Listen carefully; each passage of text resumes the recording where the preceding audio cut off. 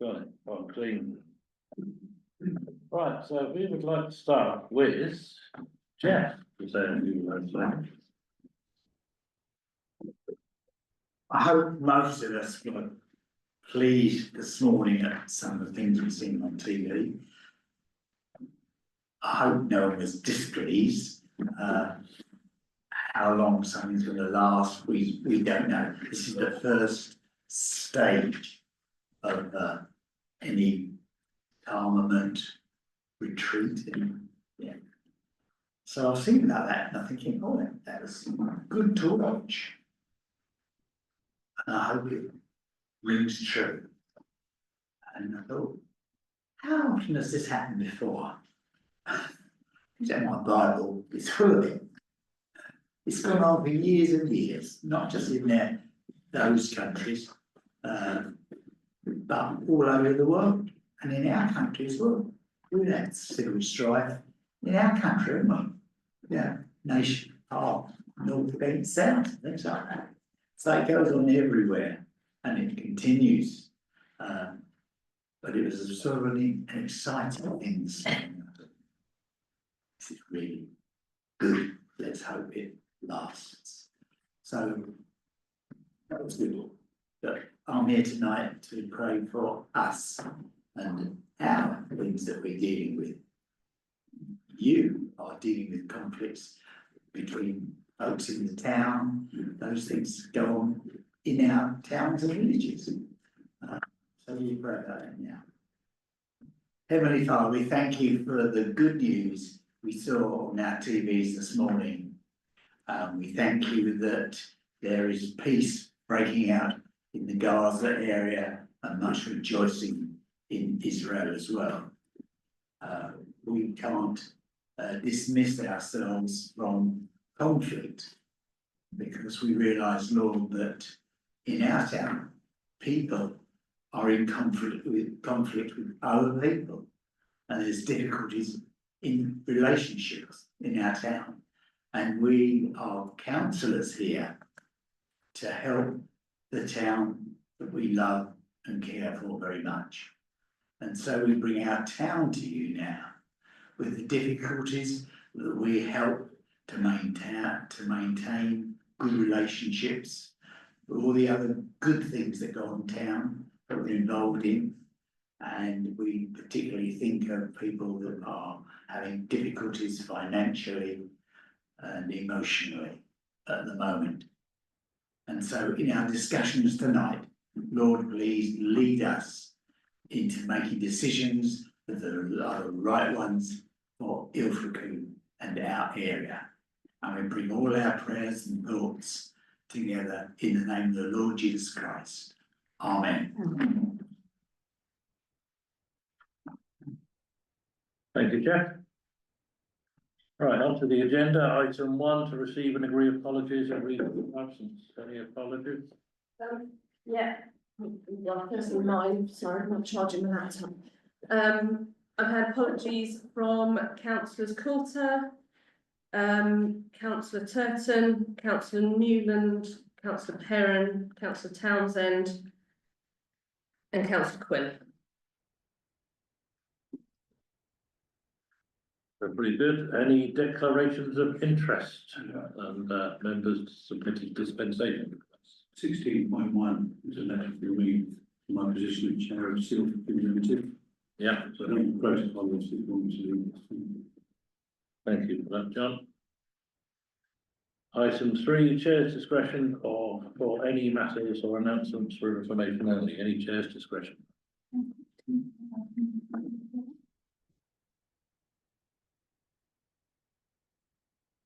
Anybody else? No. No. Item 4, to determine which items, if any, on the agenda should be taken with the public excluded. I don't think there's anything, Chair, on our agenda. No. Else, Okay. All right, we'll move on to public participation. We have a goodly crowd in tonight. So who'd like to go first? Norman, go for it. Well, it's a long I'd just like to mention one thing, I've already mentioned it once, but on the television the other night, there was a big fire in a hotel in Fire. Now, I have asked about the light of Paul, the Holsburn Hotel. And all I'm asking, I know it's, yeah, you could say to me right away, it's nothing to do with the council. I appreciate that, but I'm sure that the council can find out who is doing the work in the place. And I think the Osborne Hotel one is not being worked on, it's being derelict. You only look on the back of North Road, come up here, you can tell it's not being any work being done there.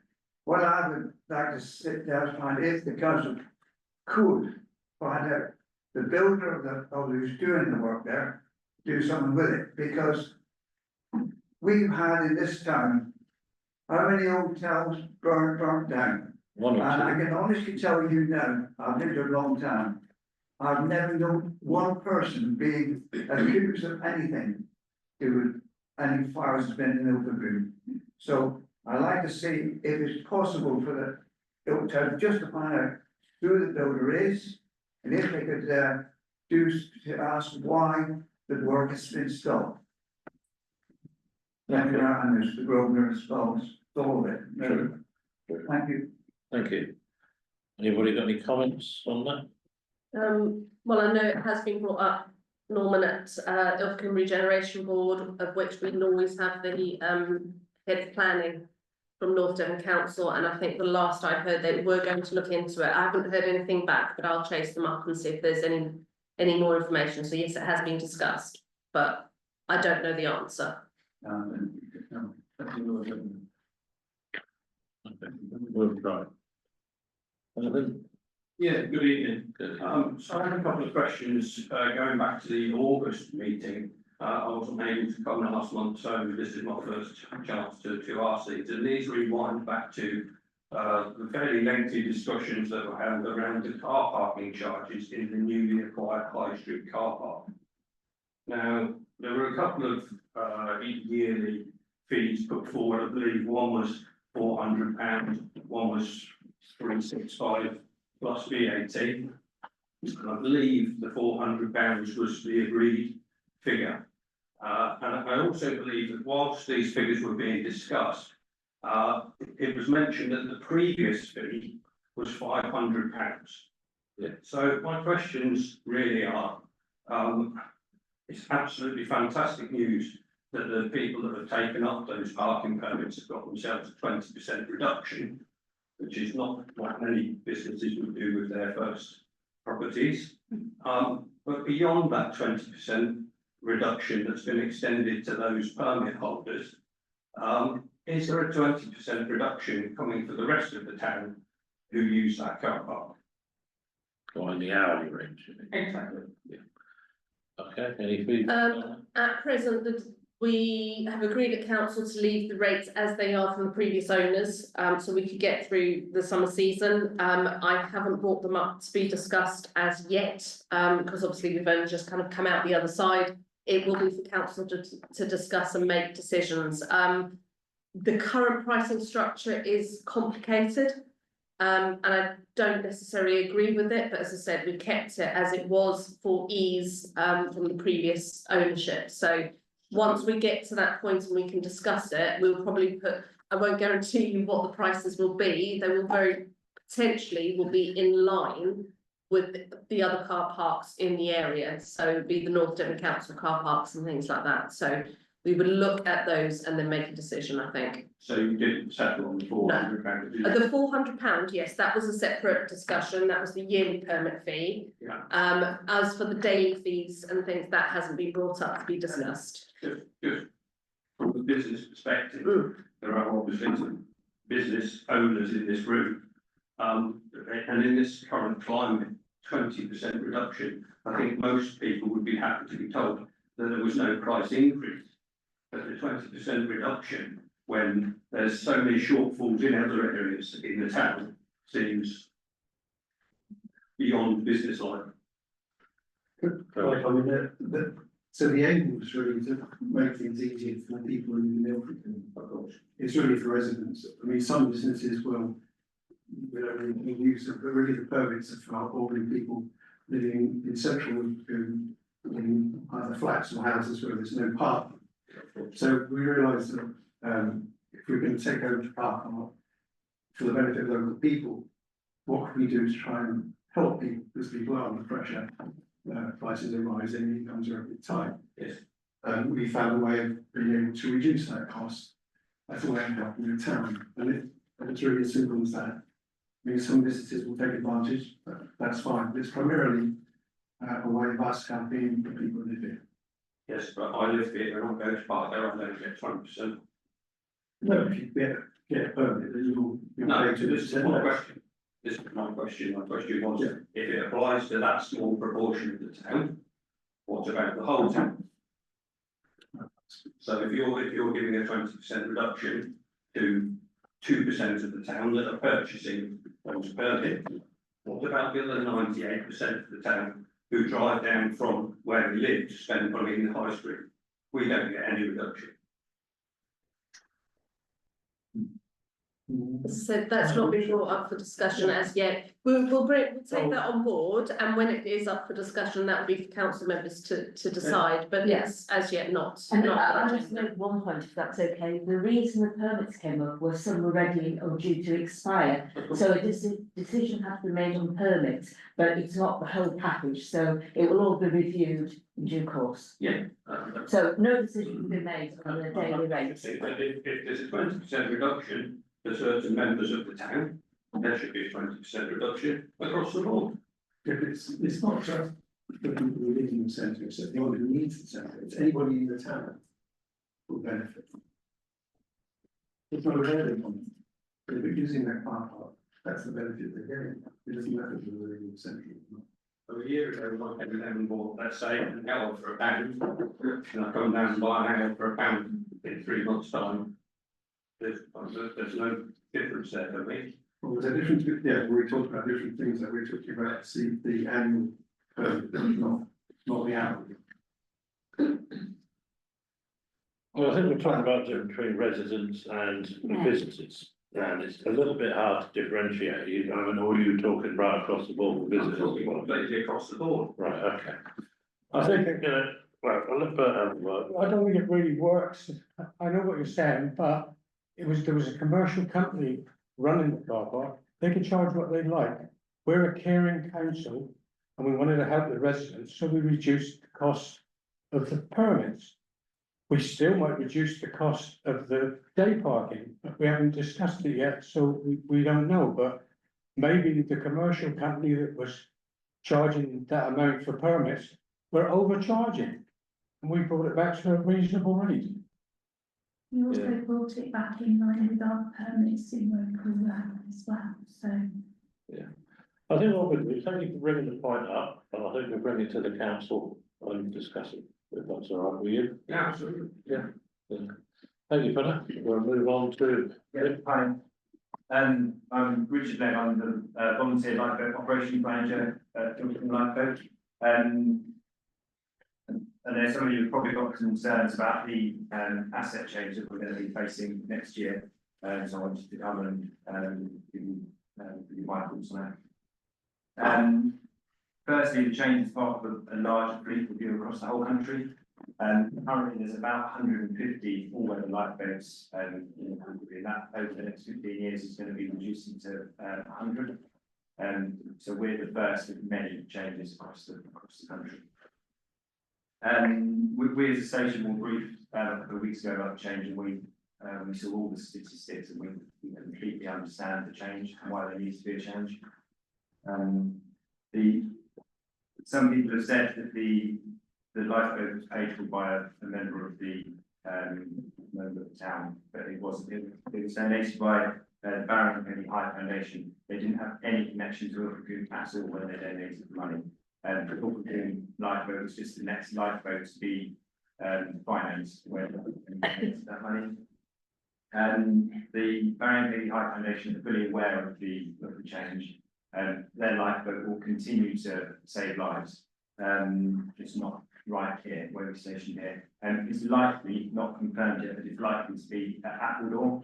So, although it won't be stationed here in Ilfracombe, it will still be serving our community on occasions. 95% of the shouts around the country are within 5 miles of the coast. The all-weather lifeboat we have is capable of going, I forget what it is, but it's about 50 to 75 miles off the coast. All our shouts are done, not all of them, 95% of our shouts are done within 5 miles of the coast. And the new lifeboat we will be getting, the Atlantic 85, can go up to 15 miles off the coast. So Lundy Island in South Wales is well within its reach.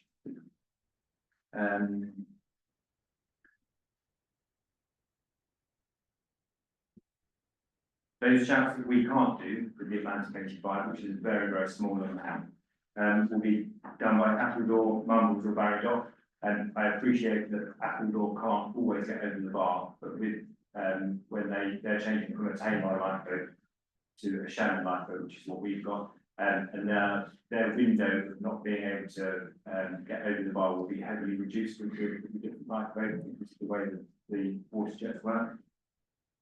And you're all welcome to come down to the lifeboat station. We can present to you, myself and the area operations manager, we can present to you all the statistics and the presentation that we received as a crew. We can go into much more detail, and so you can all have a better understanding of the change. I don't set the ball, but you're welcome to ask the questions. Yeah. How long would it take, excuse on the line, how long would it take for a lifeboat from Appledore that's all weather to reach an incident here? And if there was an incident in right in Ilfracombe, it's likely that our new lifeboat will be able to deal with it anyway. If it can't, our lifeboat will launch, go to it, and save the lives of the people there. Not necessarily save the vessel, but save the lives. And that, as a charity, is what we do. We save lives, not vessels. So I think from Appledore to here is about 20 minutes. I think 20 minutes, probably half an hour, around that sort of time. But what would happen is our lifeboat would launch, get people off board, and save the lives. And then Appledore would come and try and save the vessel if it's appropriate. Yeah, I mean, I'm not very knowledgeable about lifeboats, but is the implication that your new lifeboat won't be able to go out in all weathers? It will go out in a force up to about 4.7, but that's not hard and fast rule, so it depends on the experience of the crew of the local conditions. So it's 4.8, it's potential that we can still go out. But over 95% of our shouts are within the limit of the Atlantic 85. And those that aren't are normally when we're going out, say past Lundy, where the conditions are much rougher. So most of the time we will still be able to launch with that lifeboat. So, they not speaking, or maybe you're speaking for the whole of the Ilfracombe station. Are you basically happy with this arrangement? There's a few that aren't happy naturally, but we sort of understand it. There's a lot of emotion in it, but when you look at the shouts that we do, it makes sense to use the Atlantic 85. Right, so you're only like appealing against it, or Not as a station, no. Well, thank you, Richard. Couple of my notes here you've already brought up. So the 4.7, I mean, you have got this issue that if there is going to be trouble at sea, I appreciate paddle balls and that sort of thing, the different nonsense, but I mean, you're talking about nautical stuff. I mean, there's not now, there is talk of the ferry resuming, that's being bounced about. You've got the Oldenburg running. I appreciate you say that, but in this station, anything that, if someone wants to go on a paddleboard, you've got a class D. Yeah. And yet the Shannon, I believe, launched 35 times last year. Whereas there are stations where it only launches once. Yeah. And they're still keeping theirs, you know, like it's a little bit. Yeah, so although it launched 35 times about that, it doesn't always mean that that was the appropriate boat to launch. Sometimes we just needed another boat. So, the glass obviously normally goes, but the Atlantic 85 would have gone and it would have been capable of doing it. And there was a handful of shouts that went, that the all-weather lifeboat went to South Wales, went out to Heartland.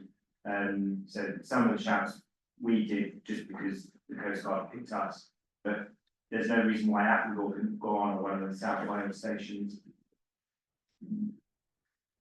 Okay, and so just to drill down to what you just said then, so you're absolutely clear that I appreciate the priority of saving lives, but you have no longer any interest in vessels there. I'm just thinking this in terms of if there was a ferry or any commercial shipping, that is important and people need to know that, and the operators Yeah, need I to know mean, that. the charity's there to save lives. Right. It's not there to save vessels, and it will if it needs to, it's there to save lives. And then Paul was right with that, and okay, thanks. So, Thank you. Couple of things. What happens if the Appledore boat blows up or whatever? Things happen to it and it's not available or one mumbles. And secondly, you mentioned 150 down to 100. Is that, sorry, did you say that was similar? They're changing from all-weather lifeboats. Okay, around England, so it's not, does that Not reflect the the whole of your coverage? Does that reflect the fact that this is happening everywhere? Yes, it's part of a wider fleet review, across the whole country, the rescues are getting much closer to shore. So when the lifeboats were put in position, we had 8-knot lifeboats, so the speed of 8 knots. The Shannon goes 25 knots, so you don't need them so close together anymore. And if Appledore can't respond, then we've got Appledore and Barrow as well. So they can all get to us within about an hour. yeah, thanks. Any more questions? Well, thank you for that. Thank you very much, sir. We've got a correspondence later on, but I think we'll hold that for us to discuss. Again, so just moving on. I'd like to say anything. Hello, nice to meet you all. I'm Laura and I'm a new resident and newish and I'm just interested in what's going on in the town really. Okay, good. Get involved, so I'm just sitting and listening and taking it all in. Yes. So, Well done, but going along and finding out. So hopefully we live up to your expectations. I'm watching the telly. Right, thank you. Anybody from the public that needs to go, feel free. No problem. The rest, well, Thank you. You're welcome.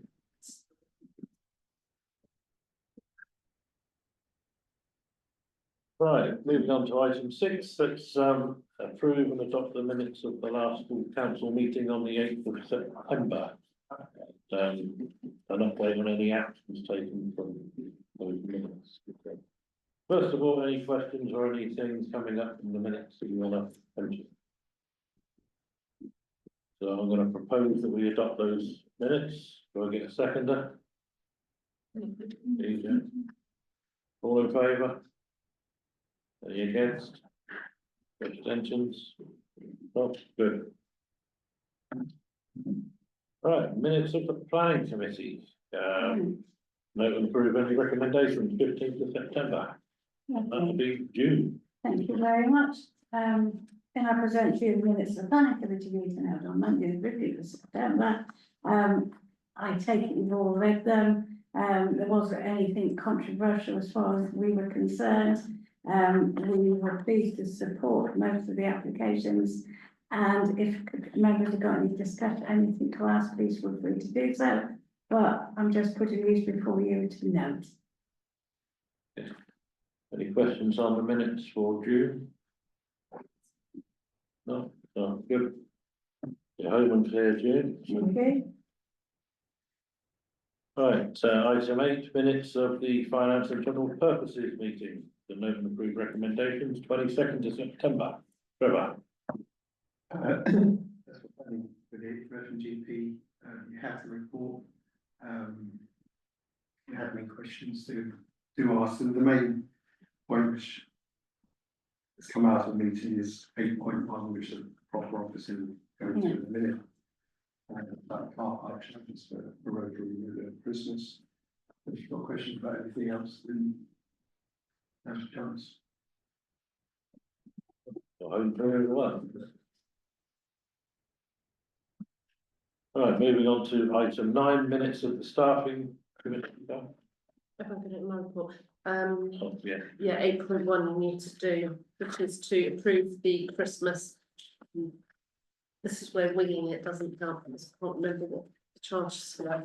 I think the agreement from finance and general purposes, or the recommendation was, with regards to Christmas, was that we would offer it free of charge on Saturdays, wasn't it? And the one Friday, which was from 5 o'clock onwards, which is the lighting of the lights down at St James's.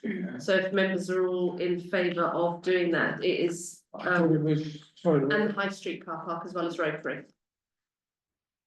yeah, and it was for the, yeah, lighting the lights, and there was, what was somewhere, some shopping, late shopping nights as well? Yeah, so they're doing late shopping, they're doing on Fridays, so that was why we were doing Fridays. We've traditionally always done, I think, Saturdays free at Rotary Road Yeah. car park for all the weekends in December. So what we've tried, we've agreed, and if everyone is happy with it, is that it would be Friday nights as well as Saturdays, just for December.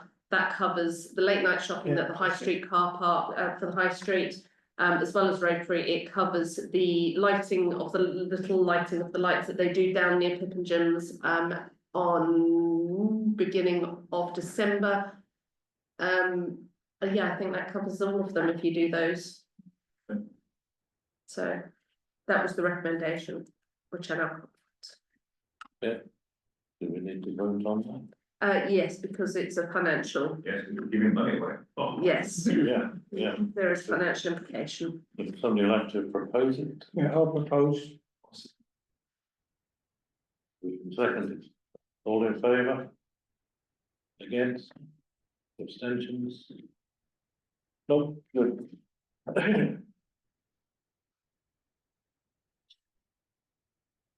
Right, item 9, minutes of the staffing meeting, group recommendations, 15th of September. These have been circulated, there is nothing of any note, no recommendations as such, so purely for your reading pleasure. On any questions? No, good. Item 10, now for the main event. Proper officers. Wouldn't go that far. Okay, I've highlighted a few things with 2 recommendations. I'm obviously hoping that everybody's read my report. I try to keep it as brief as I possibly can. High Street car park, it's just this was factored in with the budget when we bought the car park, so it is a capital budget expenditure already agreed previously. But just to note that to get the CCTV up and running, that M&E Alarms, who is the contractor we use for all of our CCTV, so I've tried to remain consistent. Obviously, if council wants me to look at a further quote, I'm happy to.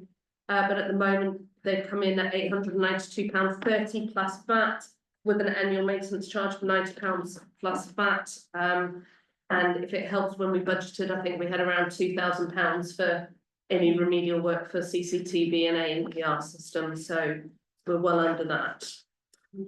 What does it do? What does CCTV normally do? Or I mean, the ANPR system, I presume, is working. the ANPR, yeah, well, this is the debate. I mean, at the moment, the ANPR system is working, but we have no CCTV. So we're not relying on the ANPR to be watching and monitoring the car park. So if there was an incident that was to happen, yeah, we can't then go to the management company to ask the ANPR to find out whose vehicle got vandalised, for instance.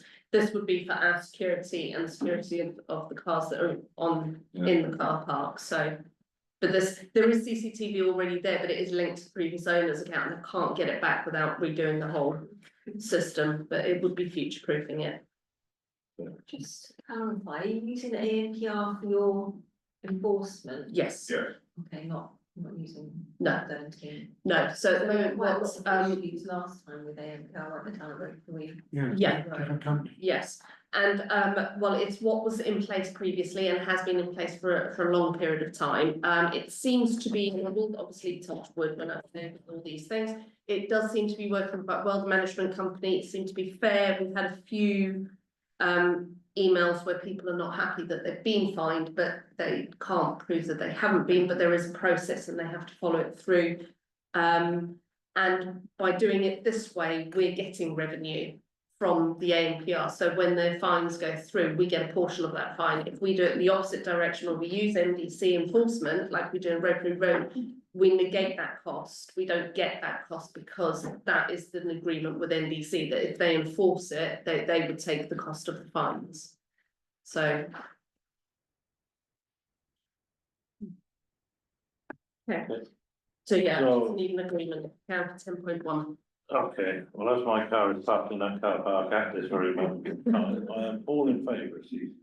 So Trevor? all in favour? Any against? Abstentions? No, good. Okay, if I just keep going through, the CCTV is now being installed down at the public conveniences, which has obviously been good because within the first 5 minutes of having it, the police needed footage, so that's done.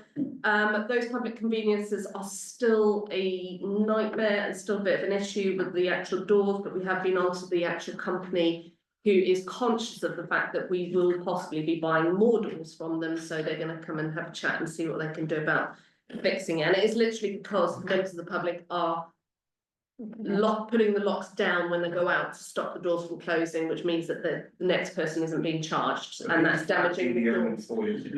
No, it's unfortunately the style of door that was being put in isn't the most ideal option, it's the cheapest option. But that unfortunately wasn't something we had much influence in. So that's what's happening with that. But just to let you know that we're dealing with that on a daily basis. It's fun. With regards to the nursery at the Lantern, we've done an expression of interest that's gone to Devon County Council. They're circulating that to all of the people, all of the companies that are in existence as nurseries. See if you have any interest. We've got an open day on the 16th. We will keep pushing it on socials. Please do feel free to do that as well. Sorry, Terry. Is there an opportunity for councillors to have a look at the nursery? Yeah. Yeah. We've got the open days on the 16th. The lovely Isabel will be there. I'll be there for some of it, but unfortunately I have a meeting some halfway through. So it's from 9 till midday. So just turn up. Just turn up, yeah. But you're very welcome to come and have a look, yeah. So that's the nursery. But yeah, as I said, open day is going to be on the 16th. The expression of interest have to be in by the 31st of October with a view to have interviews and then the decision by mid-November. And Devon County Council need to be involved within that because they have funding available to give to anyone who might want to start it as a business. So that's why we've gone down this route. So they will be part of the interview process. High Street catenary wires, I presume you've all seen them, aren't they beautiful? All 11 of them, they're up and they're just waiting on lights to go up, which will happen obviously closer to Christmas. 4th Street catenary wires, okay, this is where I've got a recommendation. So just to let you know what's happened, I met with the gentleman whose name eludes me right this moment, from the Friends of 4th Street and the gentleman from the tennis club, Phil Goulding and Roberts, what was his name? They're wanting to reinvigorate the Friends of 4th Street, but the gentleman who currently is running it has kind of took it as an interim step and doesn't necessarily want to carry it on himself. So they're looking to try and find some new blood there. Yes, Councillor Crabbe, before I It was Lucia, Kate from Lucia's and Georgian Dragon that wanted to take it on, not the old lot. No, well, I don't know if they are. If they do, then Robert's got a certain amount of money available and he's probably quite willing to hand it all over because he doesn't want to have to deal with it anymore because he's in his 80s and he's quite happy to let go. So if they do want to, I would suggest that they get in touch with him, but we've said as Neil and I met with them and we said we're very happy to kind of support them and try and get it up and running, because I think it's a good thing to have, you know, it's one of our most definitely photographed streets in Ilfracombe. With regards to the testing of the catenary wires, I have given the go-ahead just because it is a health and safety issue. So the recommendation that I have given you is to retrospectively agree to the cost of the catenary wires being tested in Fall Street. So, sorry, I've taken a decision out of your hands to a certain degree, but Well, it's cancelled, can't it? Because it can be cancelled. it's quite expensive, how many quotes have we had? Well, you've had one at the moment because it's a health and safety, I needed to get it done, but I'm also getting funding that's very likely going to be paying for it. If they go down and pull all them things out the wall, but no, 5 tons is ridiculous. You know, you go on Google and have a look and see how many catenary wires in the UK, it says you're 5 tons. It's nonsense, job creation, but there you go. Entirely down to yourselves if you wish for me to cancel it. It hasn't as yet been done, but I do need to get it done, so it's up for members to decide what you want me to do. It is health and safety, so I think we want to. I would say, if you're looking at £2 per access all areas, so it's a day's work, it's less than a day's work. Yeah. But just go down and look at the thing and wind the wall up. I would say get a quote.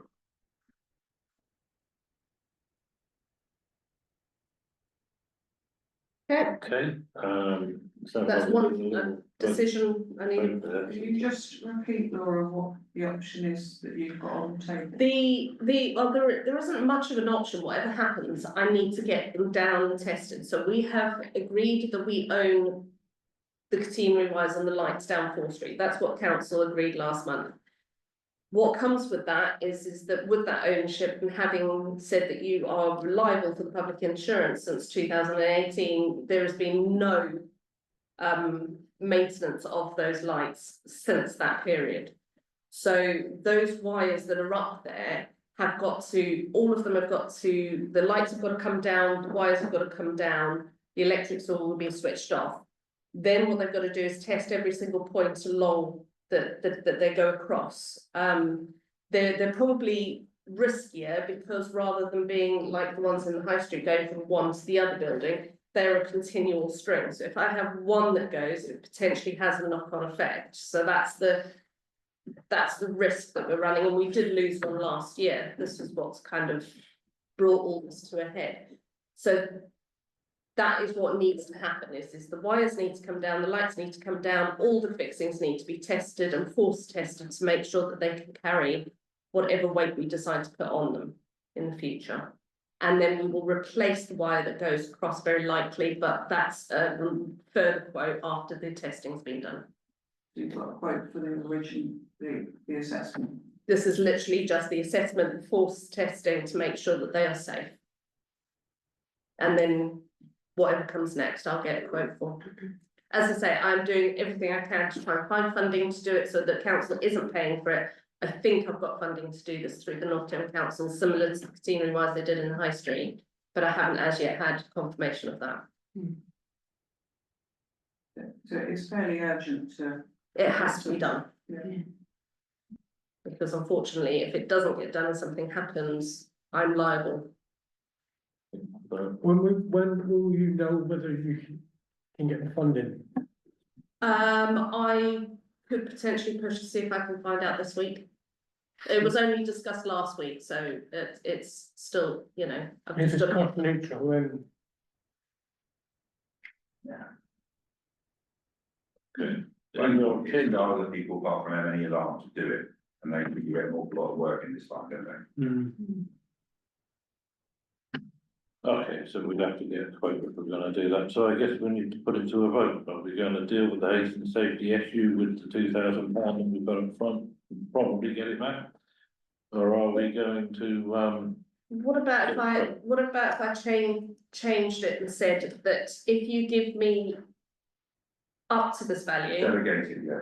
if you give me delegated responsibility up to this value, I haven't had a date for when it's going to be done. If I can get it cheaper and I'm happy with the supplier, because I have to be happy with the supplier, and I've got to make sure that they're going to give me all the certification that I need. Then I will get it at a cheaper cost, but if not, and if I get that funding and it is cost neutral, I will go ahead. Yeah, I agree. Yeah, Reasonable. Yeah. Sounds fair. So the proposal is that gives delegated authority for this amount, I'll propose it. I'll second. All in favour? Against? Abstentions? None. Good. Okay. There you go. Thank you. So other than that, obviously, we've then had Christmas, there's things going on with that, and we decided that the lights that we're gonna have across the high street are just gonna be the twinklers that we've got. They've all been tested, they're ready to go up there. They're all working. The Christmas tree, we're not gonna put a traditional one like we normally do. We're gonna put the big white metal Christmas tree that we've had in store for a few years, and that's gonna be lit up. And with the money that we're saving from using that rather than getting a tree, we're gonna probably get a big star to go on the end to make it a bit more impactful, so, because that's already budgeted. Link Centre, you've seen the emails that's been going around with regards to what's going on with the Link Centre. Devon County Council are releasing it as an asset. We're gonna put in a business plan for a community asset transfer. I'm trying to get working party together. I think from what I understand from the emails I've had from Devon County Council, that business plan doesn't have to include the cost of the remedial work, but just the cost of, can you get enough income to cover the expenses that the building has on a day-to-day basis? So that's quite positive, because if we don't have to find £150,000 straight away, we've got time to look into funding and to do that retrospectively or further down the line, but they're wanting to work with us to try and make this work. So I will send out a calendar day, whether it's probably online, because it might be easier for everybody. That'll be soon. Yes. Then saying that we don't have to include the remedial cost, that's not so I'm not misinterpreting, that doesn't mean that they might be willing to stamp up the cost of it, it's just to give us time to get grant funding. I think what they're saying is that wouldn't necessarily hinder us getting the community asset transfer. I think if we can show that we can make the building pay for itself, and ideally, but I mean, from my perspective, ideally not using precept. So that would be making sure that I can get enough groups that have got the funding behind them to rent the rooms, that will pay for the electricity, the rates, the whatever else there is. So if I can make that work, then I don't need to worry about what 150 is, because I still haven't had that report yet.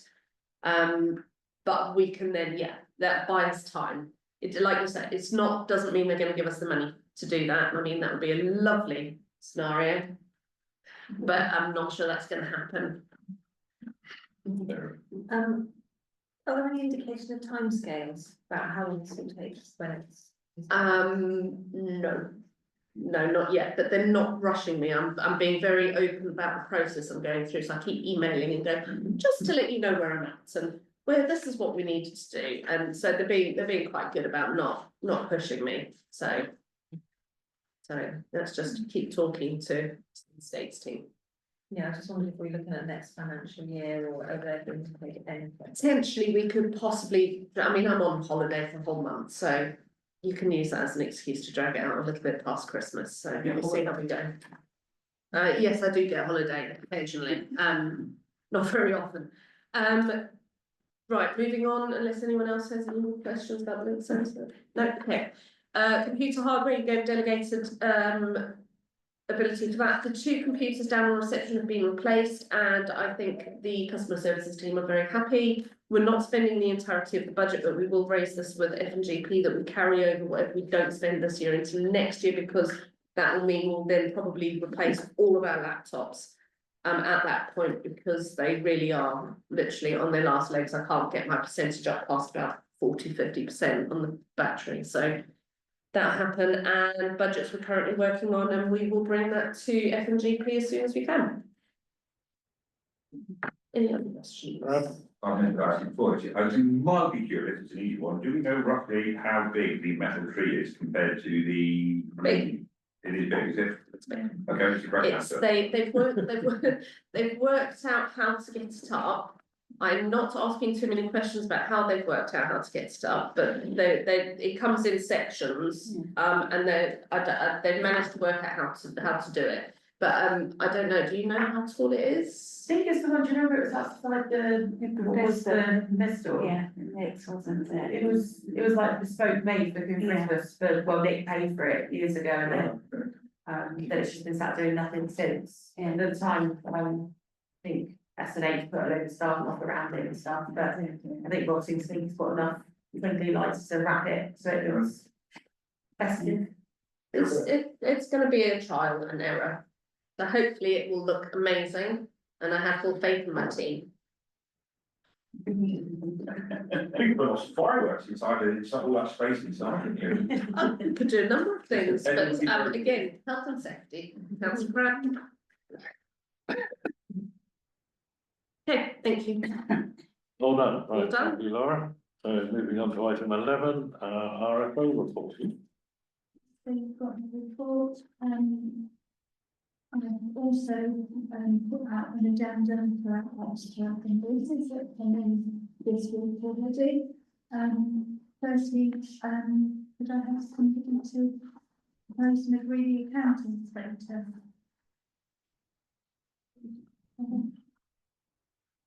I'll second.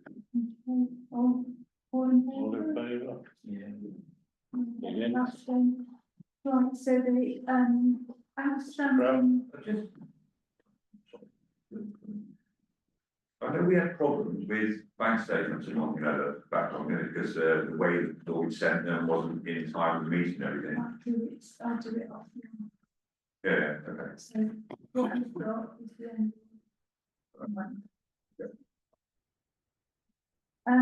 The outstanding customer payments, just to bring you up to date, the majority of those have now paid. There is still one right for the customer that we have that paid and then we'll keep plodding on with them. For the majority of those that were due at the end of the 30th of September. The invoices, so you've got the invoices on there and the addendum. Any questions on any of those? The update, yeah, the addendum. What do you pay for at Peel and Brilliant? Is it, Sorry? what do you pay for at Peel and Brilliant? Is it lighting? No, it's electricity, yeah. Sorry, lighting. Yeah. Yeah. And we also pay water, you pay. Any other questions? Do I have somebody to propose there? I'm allowed to pay them. What's fresh out? Sorry, I was being. Fresh out, that's cleaning services. Oh, very lovely. For the toilets. Oh, marvellous. We've got Trevor proposed, a seconder. All in favour? Against? Abstentions?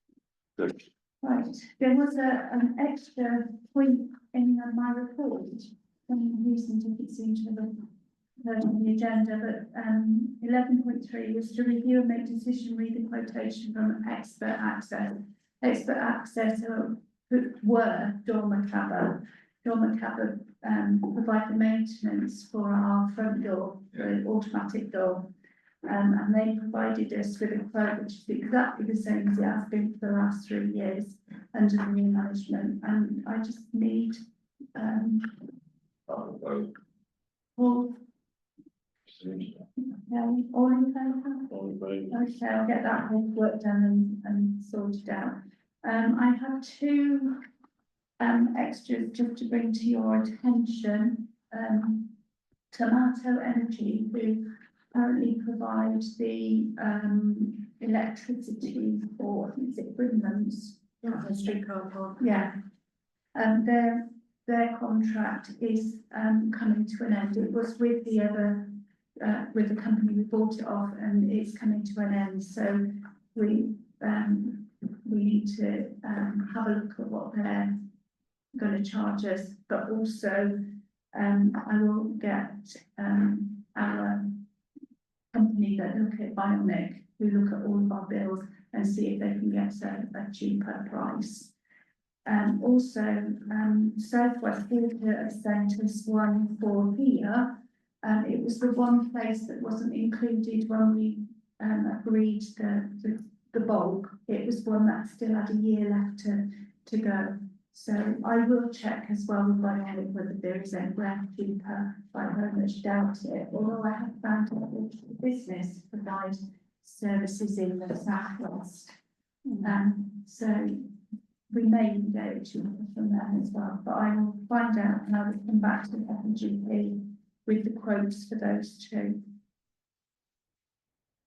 Thank you. I don't think it was, everything's just working on stuff. All Lloyds are changing all their charges. If any of you have got businesses, watch out. Right, yeah, so, thank you, Karen. Moving on to Steve for the programme manager report. Yeah, so, what's going on, I've kind of all just some things to highlight, so, we've not had any update from the multi-agency meeting that we looked at to tackle ASB. With all of these things, you get told that when the weather sets in, it becomes colder and the ASB is less visible. But the problems still remain, and we've got one of King meeting on the 18th of October, so hopefully we'll be picking up that and pushing those agencies that are working on that.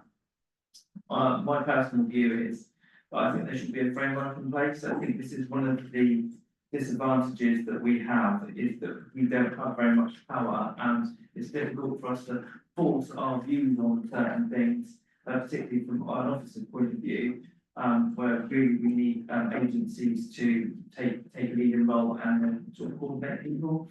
So we've spoken with that, but through the conversation that I've been having, I've been trying to press that there needs to be something in place that when this does come and manifest again and continues to, that we have agencies that we can pull together that sort of short notice and be able to manage that. So that's one thing that we'll be discussing.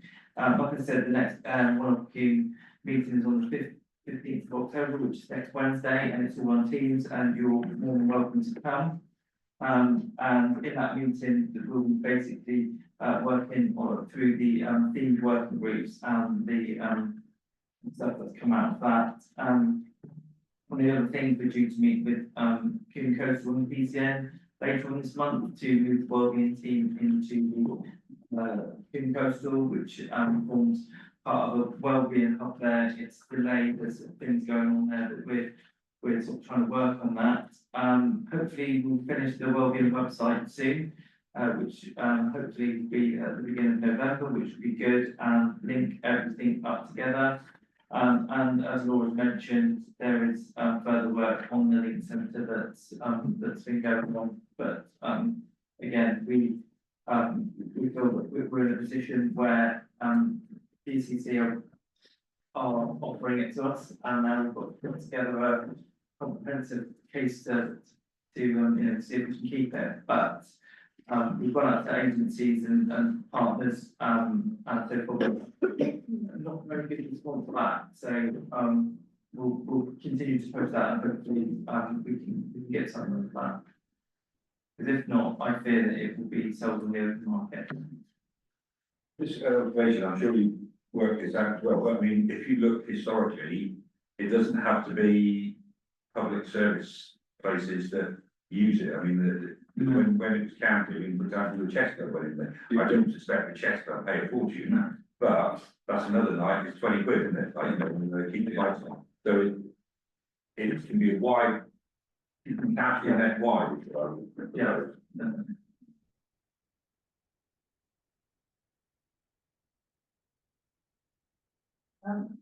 We've got to have social behaviour, you're discussing it on Wednesday, so one of the committees.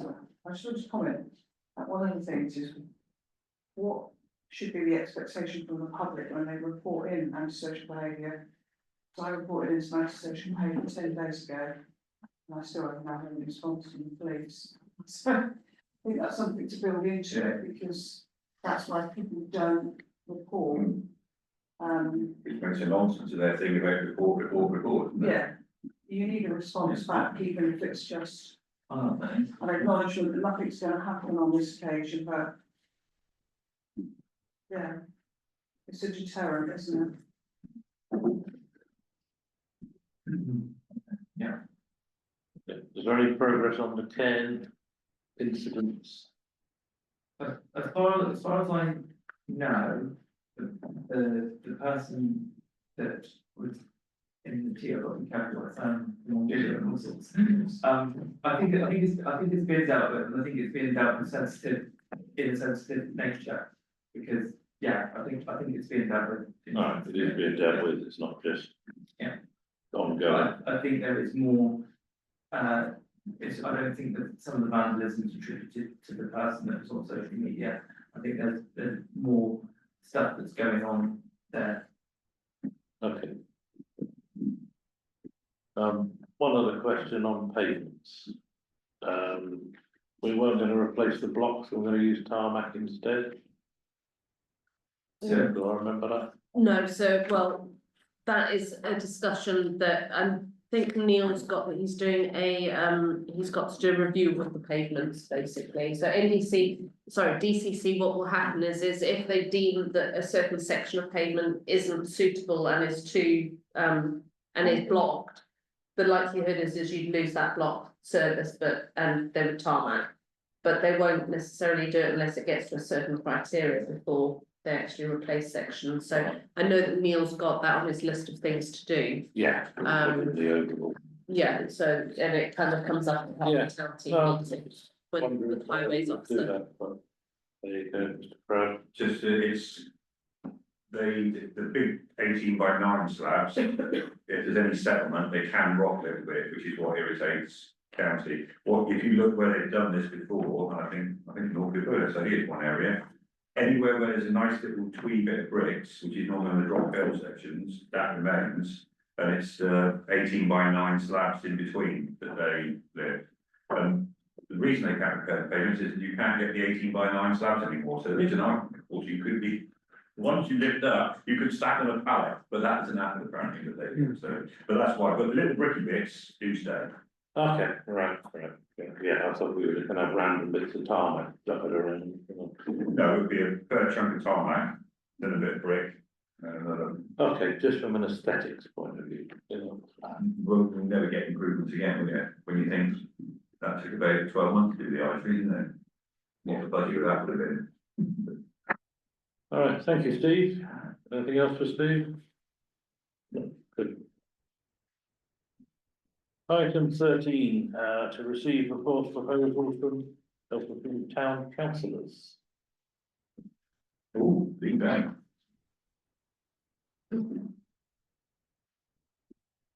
I don't think any councillors No. have put anything. Okay. Well, Steve, Oh, no, that's. No, further okay, down. That's later, Indeed, oh my goodness. later, All right, now, just wait. You're jumping the gun. now you've built up on item 14, so we'll have the reports of county and district. Well, Sarah's been. Prolific. Yeah. Very late, sorry it was so late. That's all right, I did circulate around to members this morning, so as soon as I saw it, so hopefully everybody's had it and been able to have a chance to read it, so. A busy month. Yeah, and it also doesn't help when it's in your drafts and you don't actually send it. it?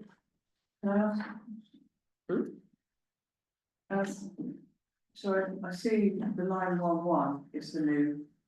Is the new proposed. Yes. Was there much discussion about the benefits of it? Because although I can see it's more of the same, if you see what I mean, like county will carry on as it will, we are losing a level of democracy, aren't we? For no benefit. One of the potential benefits of devolution was maybe bringing at least that level of government a bit nearer while we're losing district, but all things will be in Exeter, but won't.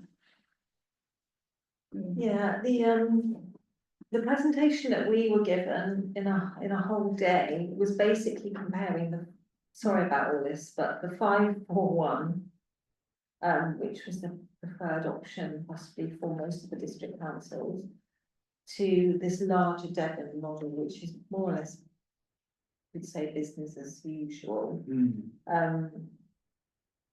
On a financial basis, based on the delivery of the services such as children's, like I say, children's social care and adult social care. And it was pretty, I mean, the thing is, you feel as though they've got to do due diligence to government and present factual stuff to us that is accurate and true, because otherwise I found out there are actually some judicial reviews going on of because there are counties ahead of us that are already in the reorganisation process. And while they are open to judicial review if the proposal they put forward was basically stacked up on dodgy figures, which just means everything descends into chaos. So that is a risk if Devon County don't present accurate figures. Some people are saying, oh, well, you know, it's just top officers and everybody at Devon County want to keep their jobs and they're being quite cynical about it. You know, you can understand all the different, like, emotional stuff going on, and it is quite difficult. But I have to say that the financial side for the services for the most vulnerable is not, it's about money, but it's also about the continuity. The whole thing to me is just, it's inevitable. Well, is it inevitable? Is it going to happen? Probably. But it's just like, which is the least worst scenario. But in terms of, the finances, they went into a lot of detail, which they haven't released like publicly, but they have put out a statement to say this is our preferred option. But that was before it's actually been voted on, and it hasn't been voted on by cabinet. And I know some of the cabinet members are not that happy about the whole 911 thing, but it almost feels like, how can you argue against it and you've got vulnerable people that might have a disrupted care package or whatever. I mean, they're describing it also as if it's you know, Devon County and all councils have to prepare for things like emergencies and cyber attacks. If on day one of the new council nothing works because it hasn't been set up properly, that's akin to some kind of emergency almost, when you've got people that are dependent on these services and then suddenly on day one your care team doesn't turn up or whatever. So it's really difficult. So yeah, that's really. I think one of the drivers for Sarah is that the original thrust from Angela was if all the areas that are in the system all change to the county model, they will save £2.4 billion. And that is the driver. Just make no bones about it, that's the driver.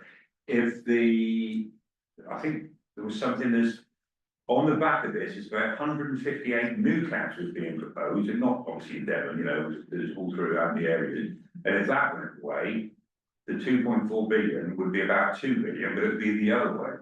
So if you had this one, so if every area, every county that this is proposed went for the 145 or whatever their equivalent would be in Norwich or whatever, they'd be costing the government £2 billion more rather than saving 2.4. And so that would be, there'll be two proposals on, it's John McMahon, isn't it? McMahon? Yeah. And there'll be two proposals on his desk, and 145 and 111. This one costs you 2.4 billion, this one saves you 2.4 billion. I haven't got a clue which one he's going to choose. But that's the way that is. We don't know. I think it's going to save any money now, but it's just going to be, they reckon there'll be about 100 councillors in the county, maybe. Yeah. That includes district as well. We're all going to have the same, carry like, you know, twice as much work, really. So that's another issue. It's likely that the county division lines will stay the same. So even if it goes North Devon, it will be based on, so Ilfracombe will still be Ilfracombe. I don't know what it is, but. Yeah, they'll decide with their, if they whatever proposal Devon put in, we were advocating last week for that, because they're talking about double member wards. But we were saying, please don't, let's just have two county councillors in one big ward. It'd be much better if Ilfracombe stayed as an east and a west, because otherwise who's gonna know which county councillor, if you're all just in one big ward, and who's gonna know which county council's dealing with which, and who's gonna, you know, the coordination of it could be really messy, so splitting the ward is what we were suggesting. We don't know whether they'll want to do that, because it's the Boundaries Commission, and so that's another load of work. And then we talked about neighbourhood area committees as well. Yeah, well, that's essential, Which is- this should be an area committee. Yeah, Especially if we but get they- together a few They're gonna months. be quite big, Yeah, neighbourhood area committees at the moment come with absolutely no powers and no money. No, but it's a start. they can be apply for powers, but initially they can't have any. But they will be quite large, they're looking at about 17 for Devon, which means that it will be bigger than, like, maybe 2 for North Devon. So I don't know how it's gonna work. I think that's where we stay, where we've been lobbying Safe Martin, Barnstable, Linton, I don't know how we've got to be honest, but that's where this sort of thing should be going, so as it, well, who was it saying, Tony saying about local democracy, but if you've got that gang of parish councils or town clerks getting together, that's a fair chunk of Yeah, knowledge. it would be a good opportunity, especially if you get the NHS roundtable, and people like that. Yeah. They're the ones that are the elusive ones. Well, just because I didn't actually put it in my report, but just so you know, I don't know how I managed to get myself into this, but because of that, I'm now on the neighbourhood area committees subgroup of the steering group for local government reorganisation for DAP. So I mean, if you want literally this group after group after group, but I have got onto that one, and that is meeting next week. It's the same time as the Ilfracombe Futures, where's that, next Monday after, yeah, so I'm on that, so I'll be able to bring that back. And with regards to the clustering, at the moment, all the towns in North Devon are keen to do it, except for South Molton. They seem to, they're quite happy as they are at the moment, but we all have a meeting with Chief Exec of NDC on the 30th and 31st of October, I think 31st of October. So I'll let you know as soon as what happens of that. I think it'd be absolutely hilarious, they might decide to go on their own and then about 3 councillors from Barnstable turn up in the middle of Safe Martin Town Square and tell them what they'll be doing next week. Well, yeah, I mean, I don't think, there's a lot of parishes that don't understand and don't know what's going on. There's, I'm not sure South Molton understand what's going on because they're not understanding the bigger picture and the slightly wider scope. But I But would say hopefully, definitely that from talking to other county councils that we are in Ilfracombe, town councils is definitely on top of it compared to some parish councils who just don't know what on earth is Well, happening. from that, what will then follow is that there is a parish forum that NDC puts on. I think I always send everybody an invite, but I think June goes, not many of you go, but you're all welcome to attend, it's online as well. But we will be raising that. I think I've managed to land myself that job of speaking as well there. But we'll be trying to encourage all the other councillors from parishes and towns around the area to kind of speak to your closest town and try and start that process happening. So, but yeah, so that's, sorry, just a knock on from Sarah's report. Yeah, just a question for Sarah, so what you're hearing from the Devon County Council is that even after stripping out every single district council in Devon, they won't save any money in this process.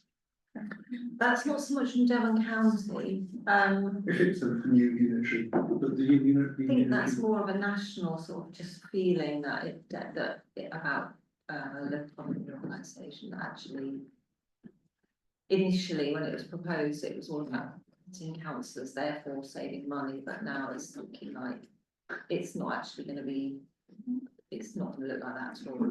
I mean, Devon County did have some figures about how quickly the 911 model will like recover itself financially faster than the 541 model, for example, on most things. Yeah, but I can't even show you any of that because it's not even, we haven't been given this handout. I just have to do it from memory. No one knows. Supposition. No. Thank you, Sarah. Anything else for Sarah? Right. Libraries?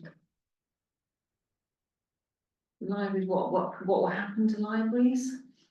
Well, I understand there is one proposal having them to shut them down as libraries and making them community hub run by volunteers, which is something that you were saying there a while back, might be back on the table. I think I've actually overheard and seen that there's actually a public consultation that's going out very soon with regards to what's happening for the future of libraries. As soon as I've got that, I don't think it had gone out just yet, but as soon as it has, we'll make sure we circulate that, so that'll give everybody a bigger and better picture. I think I've heard that through the voice actually, rather than. I understand Because that's the radio. consultation suggests it's a benefit, it's going to be miles better. So we probably will on.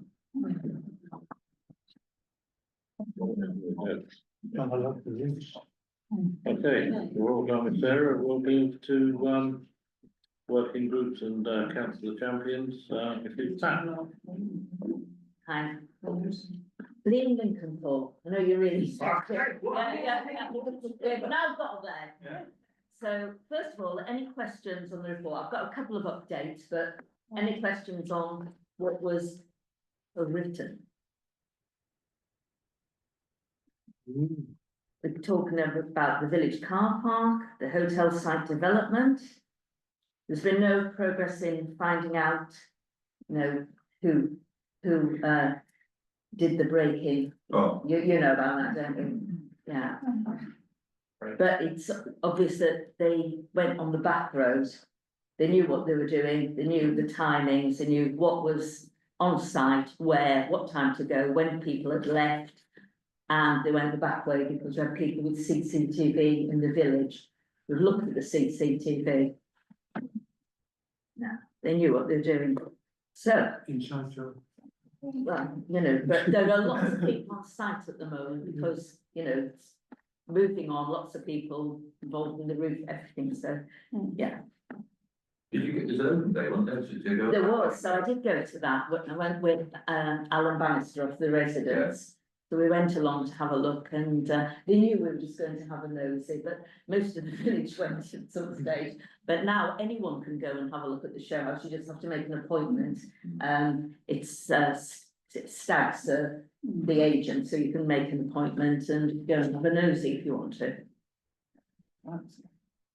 You bet they are. Yeah. They're on Rightmove. Go under Lee Ilfracombe, you'll see them. They didn't I shouldn't say this on the site.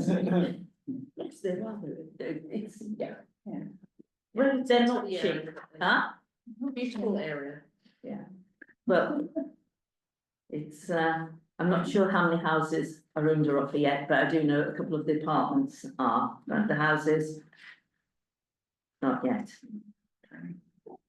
Then the only other one really to pick up on is regarding the flooding issues at the Grange.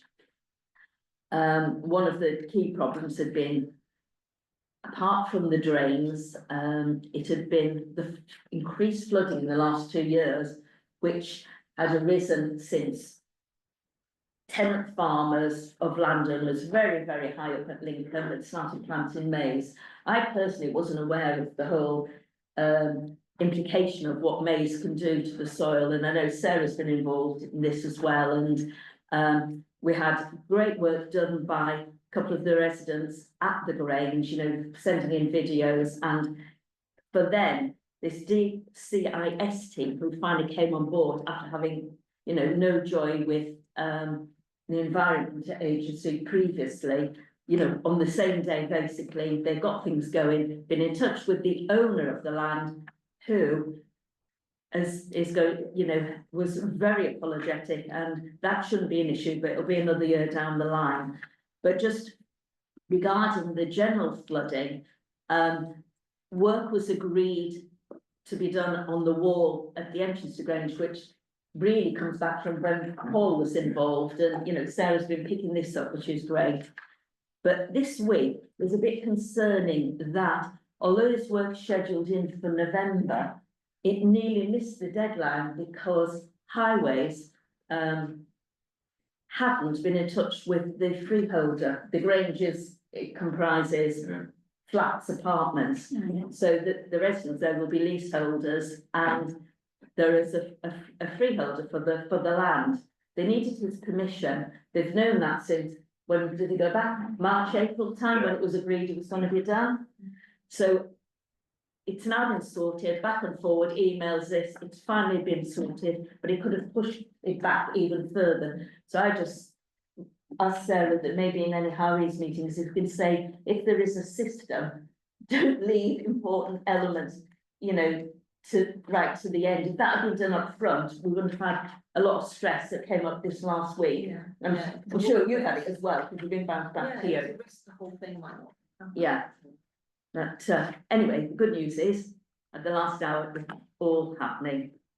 And yeah, but you know, thanks for help and support on that, Sarah, as well. It was very interesting. I didn't know about maize either. When I saw the videos, I shouldn't believe it. Scary.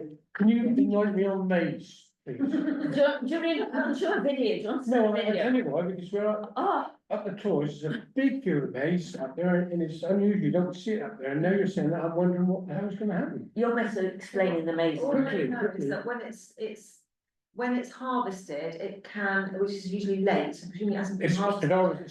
They've harvested this field. It can leave like something on the ground, the way it's harvested, it lies on the ground, the water runs straight up. I know what it is, Straight down. when they plant it, they put plastic sheet in, and it grows up through the Okay. plastic sheet, and when they, perhaps the plastic sheet is there. And the machinery they use often Right, okay. compacts the soil, makes the runoff really bad, and it is really bad, it's terrible. Yeah, and it explains, it's only been planted for the last couple of years, explains why it's exacerbated this problem, but hopefully now, because the maize is going, it won't, we've still got a problem for this winter. But when the work on the wall is done, again, it started there, great, and yeah, we're nearly there. The last thing was, we had Alfred had agreed back in April to, I think, sort out, do the drains as well. So it'd be really useful if we're having all this other work All done. the missing drains. No, they're on the plan to clean them. So looking on the highways report, I haven't looked at it, but one of the residents looked the other day and said they're still not been cleaned. So it would make sense that cleaning of the drains, if it could be done, coincides with the work. Yeah, just as an observation, I don't know if it's to do with maize, but if Yeah. you Google, 3 months ago, a farmer was fined not with it, 30, 40, 50,000, because he ploughed his field Yeah. that way, Yeah. as opposed to that way. So if that's been going on, that, you know, he's at risk. The soil erosion at the Grange is massive, 14 wheelbarrows. The guy- Yeah. Yeah, it's just- This driveway. we- yeah. And just, you know, on the positive side, you know, the people who live there, just to see them now with light at the end of the tunnel, because a couple of months ago, because of the maze, it was like, so we'll get the drainage done, but it's still gonna be a problem, and you know, they just couldn't see a way forward, so. Well, they couldn't leave their house unattended. No, oh no, they've been out in the middle of the night, you know, and yeah, anyway, it's looking very positive, so fingers crossed, and yeah, that's it, thank you. Yeah, thanks, Pat. Any other questions? Pat? No, good. So nobody concerned about our car park? A lovely car. That's great. Item 16, correspondence, licenses and notices. We have several bits of correspondence. Yeah, so first one is from Alderman Jeff Fowler in connection with the RNLI. Obviously, he's put his views across. He has asked for council to consider, he's got two suggestions. One was to have a word with the harbour master as regards her views on the subject, and really importantly, I feel if the mayor is agreeable, raise a petition around the town as feelings are strong and the RNLI needs to know this isn't a fait accompli. So down to council to discuss and decide what you wish to do going forward. Yeah, I have read the correspondence. I think this is one of those subjects that if you don't know what you're talking about. Yeah. People can just make a decision on emotion, which is not the way forward with this, so. Putting it as a poll comes to town, I'm hesitant to go down that route at this point. I think we need more information, to be honest. We've heard from the RNLI, and I've heard from other people that are completely 180 degrees the other way, so. do we need to form a little subcommittee maybe to go and gather, talk to George as Jeff suggests, and again, talk to the RNLI, which just offered, get a chat then, so. Sorry, I was just saying, actually, that makes sense. There is one issue that I was speaking to a couple of lads that are on the lifeboat and some of the old hands. And what they are concerned about, their view is that it's an absolute bugger, you know, an absolute sort, but they're worried about making a massive fuss because it can demoralise the newer crews, which and he said, like, at the moment morale's low down there, despite what your man says, it's not brilliant morale at the moment, and he doesn't. They'd like to pick up a fuss, or some of them would like to pick up a fuss, but they're worried about the effect that might have on recruitment for some of these younger lads. If you're 60 years old, you don't want to be in the class did. You're not allowed to do it. You're not allowed to do it. Yeah, oh, there you go. But so there's, I mean, but well, I don't know, you're going there, aren't you, thing. If there's going to be a committee as well. Having been a volunteer for 7 or 8 years, I'm standing back, I don't want to get involved at all with it. No, fair enough. Sorry, but I can see it from, it's very emotive. Pat and I were talking before, and this guy said exactly what I said. You know, Pat, he said, and at the end of the day, they're there to save lives, not to save boats. This business about, oh, we'll go to Swansea and pull the trawler back to Ilfracombe. Well, Yeah. they're not the AA. Right, thank you. Well, that's automobile, it's a bit, big boats. Right, like councillor Croft just said, I've had a word with a crew member and he's given me various points that are quite concerning. And obviously from their point of view, yes, they don't want to kick up a fuss for obvious reasons. They feel, and we know full well that the decision's been made. And for that reason, they feel that it's a fait accompli, which I think we all do agree, you know, but there are, I appreciate what Richard said, you know, he spoke as he's been told to speak, and I don't mean that derogatory to him, but he is a mouthpiece locally of the lifeboat. The lifeboat crew were presented, I've got the names of the two gentlemen that went to them. Tom Manson and Adrian Carey, and yes, they have got statistics that support what he just said, but the problem is the statistics that they've got aren't done on the weight of the boats. Now, I'm no expert, I know I was Commodore and I'm president of the yacht club, but you know, I'm no expert on boats, but looking at what this guy said to me, it makes sense even to me. You know, we've got a boat in Ilfracombe Harbour that can go out in any weather conditions. The boat that they're going to replace it with is smaller than the sea safari boats. Yeah, right, so You know, it's ridiculous, you know, it just does not make logical sense. And like people are saying to me, and I'm sure they're saying to all of you, Ilfracombe lifeboat has been there for years. It's part of Ilfracombe. It's not something that we as Ilfracombe, I feel, should be surrendering. Well, actually, as I say, I know the decision to be made, but are we willing just to sit back and say, well, get on with it? Because I don't think that's what we as town councillors should be saying. You know, I'm sorry. Yeah, not big, but. There's not a problem here that the RNLI are a charity in their own right, sorry, but. And they can do what they like. Yeah. And sorry, just to finish that off, it's clearly a cost cutting exercise. Oh, it is. They're reducing from 150 to 100 all weather boats, massive savings. I don't even know what he's saying. I don't know a lot about lifeboats, I'm not an expert, but I just got to see it from a wider context, which is about the fact that we are being diminished as a town in every respect. We are losing service after service after service, and they all interlink. Minor injuries, co-responders, mental health, now the lifeboats.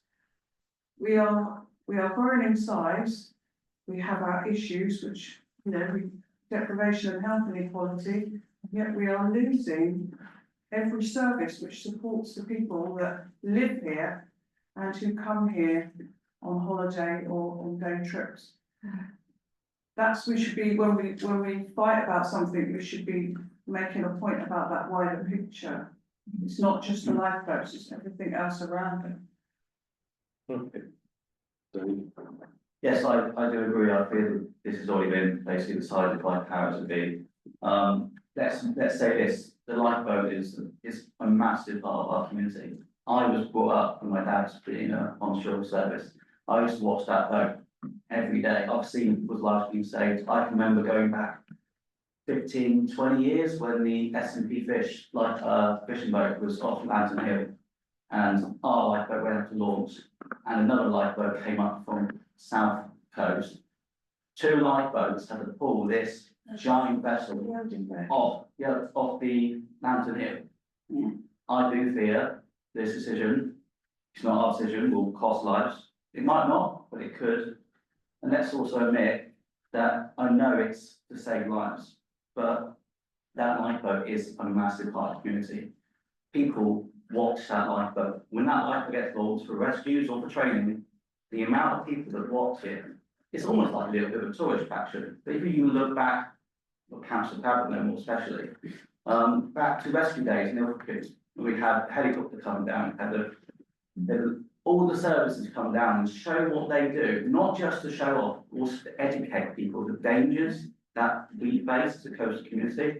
We're losing another asset. And I fear that there'll be a boat will lose engine off a hill, off a cliff, and it'll be at that bad tide when Appledore Lifeboat can't launch because they can't always launch. And if that happens, you've got to wait another half an hour. And as you know, the tide and currents in North Devon won't wait half an hour. They don't care if the boat's going to take another half an hour. Every minute counts. And I do feel strongly. I don't think you don't stop it. But it's a shame because it could cost lives. They won't say it, but it could. And it's the life of this town. We're losing another bit of what we call Ilfracombe. And also that lifeboat station was deliberately built to house this massive boat. And now it's going to be a massive shed with a little dinghy inside. Mark suggested a plan, doesn't he? So saying like you want to be on this committee. Well, No. we've got to decide as a council what we want to do to move this piece of correspondence. Yeah, as you say, more information, I'd happily join that, it's quite important. Didn't he say that they've been shown a presentation? Perhaps you could ask as a starting point, if we've shown that with all of the statistics. He said that they've shown one down there which they all had a look at. I mean, that's your starting point, isn't it? To gather more information. Well, I think the subcommittee when formed could go down to the RMLI and see that video, for example, and any other information. Yeah, And, that's what I think, so, yeah. you know, and talk, because I have also heard counter arguments as well from people that have been at sea for many, many years and on the RMLI, so I'm totally confused by it, I don't know. Yeah. Well, like I said, I've got a list of statistics here, which obviously come from a member of the crew. You know, some points that could make quite interesting reading, so, you know, I'm willing to share that if anybody wants to read it. But I think you said about the harbour master, I think you'd be far better contacting the harbour board rather than the harbour master on our own. If it goes to the harbour board, they've got to follow it through, and you've got to get an answer on it, so that is a better option than just contacting the harbour master. Well, I'm on the harbour board. okay, Yeah, so I'll be away now, I'm away now for. It's Malcolm and myself, I'm vice chair and Yeah. Malcolm Wilkinson's. Chair, okay, so let's get Well, the some working group is volunteers. getting together nicely. Yeah. Let's get some volunteers together for a subcommittee to look into this. Raise your hands, please, if you're interested. June, David, Paul, Sarah, you, Like how I'm just gonna be away in the next 3 weeks, but after that I'll be around. okay, right. And is it, Chair, is it worth, under your suggestion, might be worth writing to the harbour board, not expressing a view either way, but just trying to tease out their view. Yeah, I think it's a good idea, Paul. Yeah. What's your idea, mate?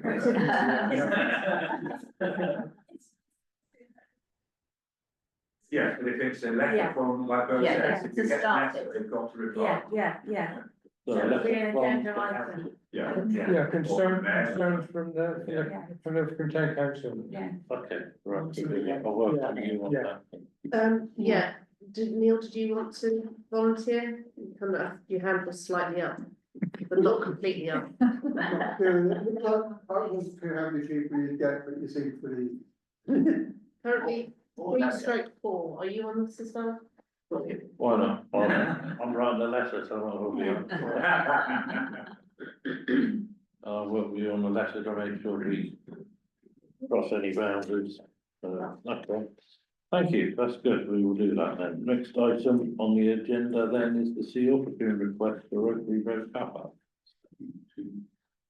Does John need to leave? No, I don't. think we do, really. We always agree on the use, yes. No, Just don't right. vote. Don't vote, yeah. I propose that we accept their request. And I'll second it. All in favour? Against? Abstentions? John. And David left the room.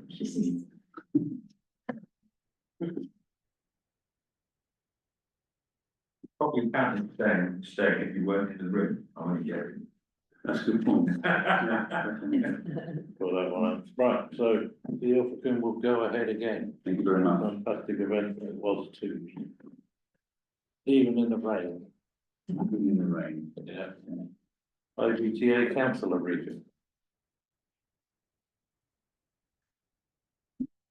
I have news, for some reason, we got so excited, at the camp point, I forgot to do this before. However, I note that the tourism board has very kindly given me an edge to this. The tidal pool is no longer a tidal pool as we stand. The proposed budget was woefully inadequate. And having been looked at, to do anything down there is likely to cost 117,000 and would require, or in the Heart Master's view, would require, who is not, didn't sound very broadly keen on it, would require a not full-time lifeguard, but you'd have to have a lifeguard facility to operate the pool.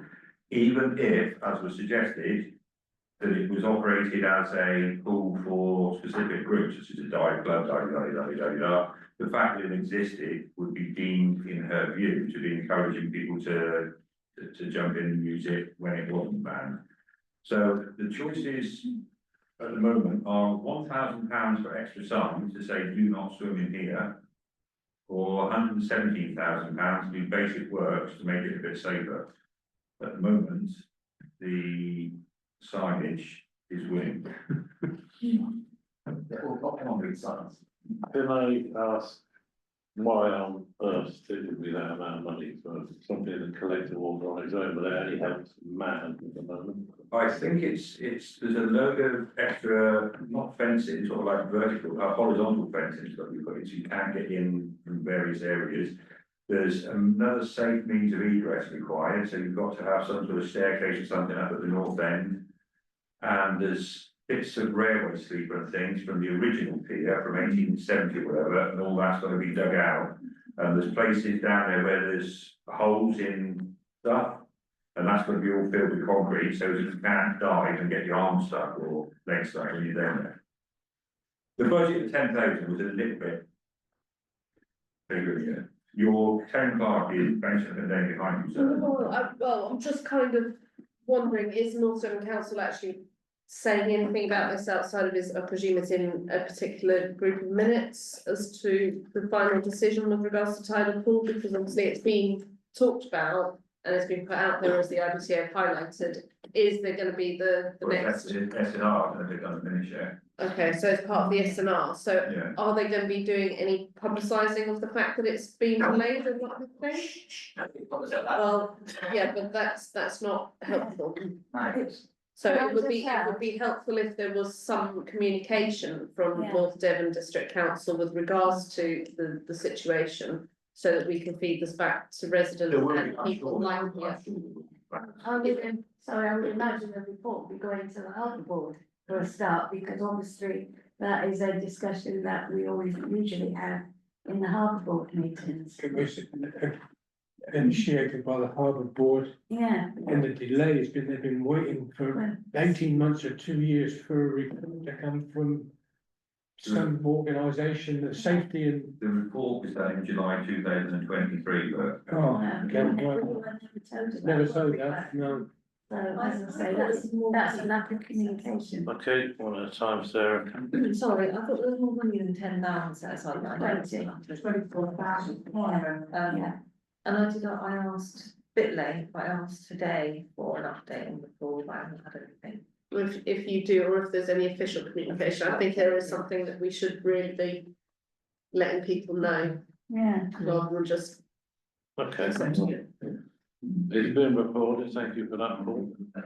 Not great news, but there you go. Anything else for Paul? I've got a question on the flyer from the IBTA, but, Yeah. at the very end, PR comms officer. Yeah. Do you have any idea, or what they mean by part stewardship So, of the role? yes, so what happened is that, councillor June Williams, myself, Steve was at the meeting, and it was called from the IBTA's perspective, so the IBTA, Elliot was at the meeting. David Clayton was at the meeting, who's the leader of the North Devon Council, and Dominique as an officer was at that meeting. What they were doing was trying to get funding through North Devon Council for the IBTA with the view that they wanted to employ somebody. At that point, I stepped in and said, well, this is an idea that we'd already, as a town council, decided that it might be a position that we wish to have within the council anyway, because I think we need to raise the profile of the council overall, and various things. I have, the situation I'm in at the moment is that I've now drawn up a rough job description. That's got to go to staffing, so will be at Monday's meeting where that'll be discussed. Obviously, we'll look at finances and what can be made available. What I've said to the IBTAs is no matter what happens, I cannot put this on a full-time position, and I can only put it at a certain level of position, because I've only got a certain amount of funding available that I can find. But what they've said that they would consider doing is, in order to get that person to do more with regards to the marketing of Ilfracombe and the tourism side of Ilfracombe, is that they're going to be opening up at their meeting, which I think is this week, if I'm not mistaken, about whether or not they would fund part of that wage for that person to give them the additional day, which would then give them the ability to do more of that marketing and tourism based advertising and content. So that's where they say part stewardship, but they're going to potentially contribute to one and somebody that we would employ to give them more hours to cover not just business as usual, but a bit more of what they were trying to do. So by stewardship, they just mean funding, they don't mean directing how the person works. No. There would be collaboration, because obviously they're not going to have any say over the employee, because that would fall under the town council, so that would be they would be our employee. But there would be some collaboration, and it would all be based around the marketing strategy that we've already got in place and we've adopted. So any work that they do would have to come through us anyway, or any work that they would like to have done would have to come through the town council approval anyway. So council, either council officers or your council will be able to have the final word. Yeah. On what that If I was, I think majority of it will be between myself and potentially Neil and whoever the new person's going to be with the IBTA. If I was concerned in any way as to where that was going to go, I would bring that to staffing or to full council. But I think from what I can guess, it's not going to be to the detriment of the town council in any way. If anything, it's going to be for the improvement of Ilfracombe and getting that word out from a tourist perspective. So, partnership working, collaboration, all the lovely words I like to use recently. Let's all be friends and work together. We achieve so much more. I think we need it. Yeah, way of Just getting. want to make sure that. That's the bones of that role will be agreed, yeah, and that reports the next full council. Yeah. For approval. I like this newsletter, I think it's really good. There are a number of points in different paragraphs that are almost framed as questions to the town council. Is it intention to reply to anything that particularly that's raised, such as transport around town or marketing or, you know, are you communicating back to them? Yeah, we as officers, we tend to, we bring this to you, obviously, because it's aimed at you. So a lot of the things that potentially come up in it, we know the answers to, so I think we're always in constant communications with the TA. And obviously June is the North Devon Council representative, but also Town Council on there. So there is a lot of things that we already have probably crossed off the list of things like that. I think I will probably, this is the first one I've ever had, so it's the first thing, and I do think it is good. Because it does highlight things that they're doing that you might want to know about, and they are kind of putting questions, but they're not really asking questions. So I think I might feedback that if there is something specific that they're wanting more from us, rather than just a briefing, is what is the purpose of the briefing? Is the briefing there just as an information? Are they expecting us to come back with anything?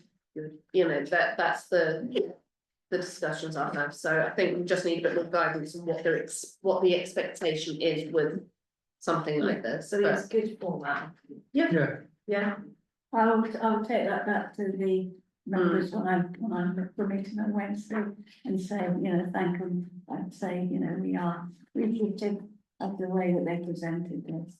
Yeah, very good. Okay, so we move on to 17, chair's discretion. Carol. Does that, yeah, that's fine. Nothing else, so really any actions from this meeting? No, I think that will come out in minutes. All right, so our work here is done, thank you very much. Well done. Hey. Thanks for your time.